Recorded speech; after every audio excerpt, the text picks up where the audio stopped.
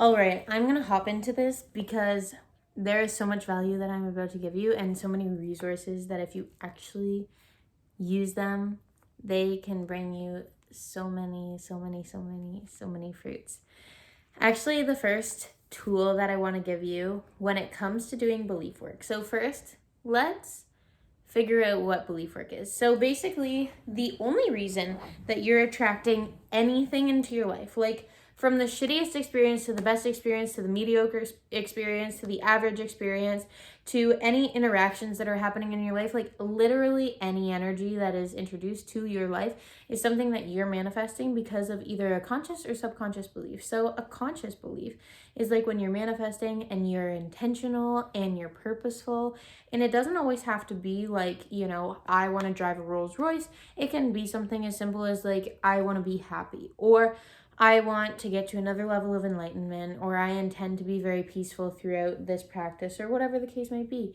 I mean, some practices for me that were like opening up, working on my beliefs and stuff like that, were going into yoga and being more conscious and more present with my thoughts.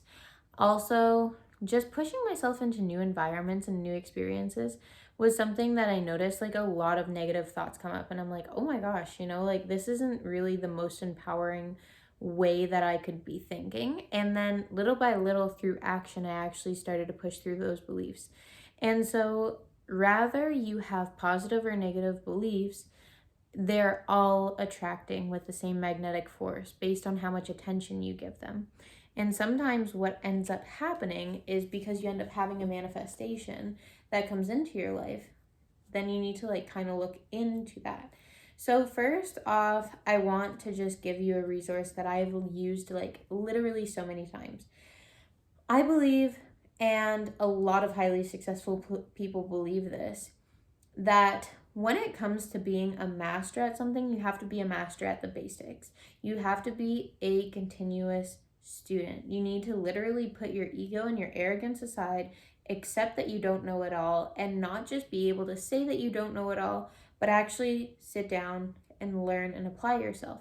And I believe that learning needs to happen on a daily basis, which is why I set my goal for reading this year, and it's just been like so amazing so far, and I'm only like 2 months in, and it has been life-changing because of the amount of like information and positive influence that you're able to put into your life when you have like 1 or 2 hours out of your day to be able to sit down and read a book and fully immerse yourself in that. So the first resource, it was something a little bit easier than a book because I understand that not everyone has the time, and not everyone has, really what you don't have is the priorities in alignment, and you don't have the self-worth. Like, let's just get down to it. It's not that you don't have the time, it's not that you have a hectic schedule, it's not that you have some weird thing that no one else will understand and like no one else can get it because they're just not you. Hashtag victim mindset right there, okay? The reason that you're not doing something that you think is a priority but really just never seems to happen is because you do the things that you must do and you don't have to do the things that you should be doing. And so it's not a must for you because of two things. It's you don't have your priorities in alignment, and you don't have self-confidence and like self-worth. Because if you had self-confidence and self-worth, you would have your priorities in alignment, and those two things go hand in hand. So I mean, I was there 110%. I'm not saying that it's a bad thing, but you just have to be realistic on like where you are.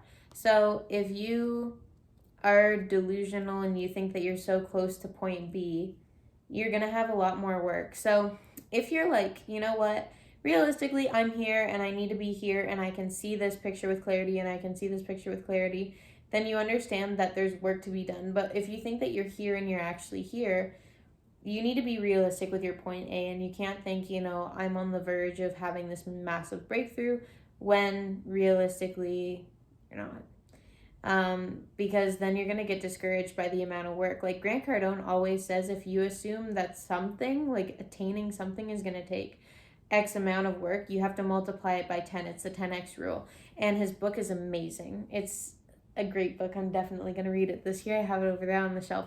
But you need to assume that it's going to take 10 times more work, because when you do 10 times more work, you're actually sure to hit the goal. But when you believe that it's going to be like 1 unit of work and it's actually 10 more, you run out of energy by the time that you're done and you never end up attaining it. So let's start by starting. Let's start at the beginner level, at the base level, and let's start there. So the podcast Think Now is by Kevin Trudeau.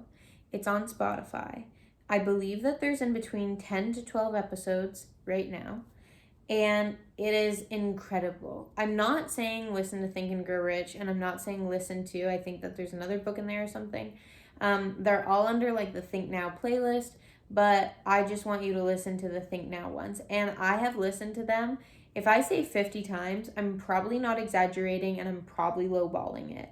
There's 10 to 12 hours of content in there, and I can literally speak along with him when he's saying things, because I've listened to it a freakish amount of times, like not even normal, okay?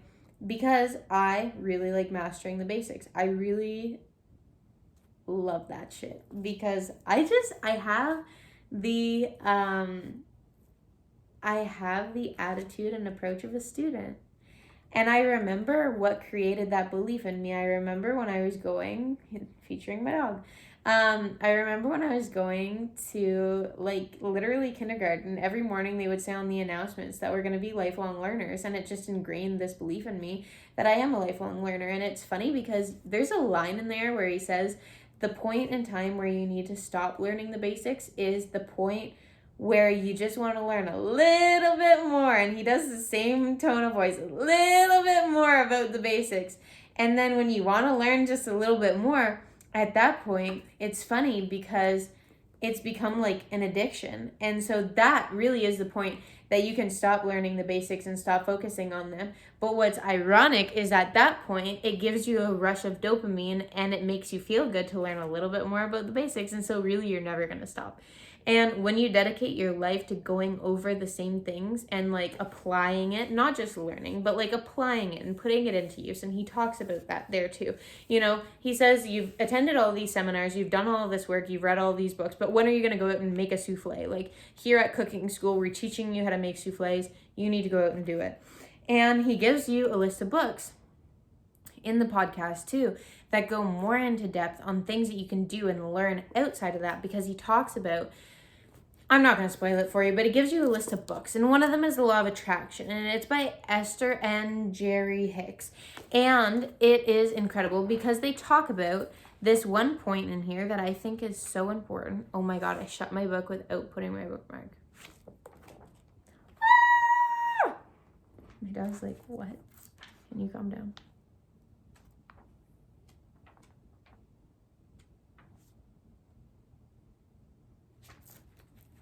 I've actually read quite a bit in this book. So what I want to talk about is feelings and beliefs, because this is actually something that I was learning about, and then it became very important for... One minute, I don't even know what just happened there, but I need to focus on this. Bridging unwanted beliefs. So basically, what they talk about is there's certain signals, and I'm not going to tell you what the signals are, but you get certain signals in your body that you then understand that you have an unwanted belief. And then it just talks about like when you have attracted something into your life that gives you... Let me just read this part here. The reason that you're feeling a negative emotion is not because your friend is talking about something that you do not want. Your negative emotion is an indication that you hold beliefs that are contrary to your own desire. Your friend's conversation merely activated those beliefs within you that challenge your desire for wellness, because the friend is talking about illness. So walking away from your friend and this conversation will not change those beliefs. It is necessary that you start right where you are in the midst of that belief and gradually move it, building a bridge, so to speak, to a belief that is more in harmony with your desire for wellness. So here it like goes in step by step how to actually build a bridge from the belief that you're holding now to getting yourself to the belief that you want. But essentially, when you're changing those beliefs, it's so cool because you're changing your magnetic attraction to the things that are going to be coming into your life. So I'm going to go more in depth on like really getting the nitty gritty on how to change beliefs, and I'm going to give you like a simple way and a process that you guys can actually apply this. But these are the basics, and this is exactly where I would start. I would start by listening to that podcast, and I would start by just understanding what are the cues that you're getting, because there's multiple. Your feelings is one of them, but there's multiple cues that you're going to be getting in your life, and the more attentive that you can be to those cues, the faster that you're going to learn. And a way to be more attentive to those cues is to keep the material in front of you all the time. That way your brain is consistently focusing on the cues it needs to pick up on. So if you're listening to this podcast on a regular basis, every day in the car when you drive, even just a part of it, you're going to be consciously thinking about all of the content that you've learned in this podcast. And then after that, you're going to be like, you're going to find that it's funny. So people that don't learn don't have an interest in learning, but people that start to learn a bit, their interest in learning grows. So once you start to learn a bit, your interest in evolving and growing these skills and these abilities is going to be something that grows. Big stretches are happening. That's pretty much it that I've got for you guys today. You know the drill. Like, subscribe, hit the bell if you want to see more content like this. And next, I'm going to be dropping a really simple formula for you guys to follow from A to Z, something that you guys can apply to your day to day.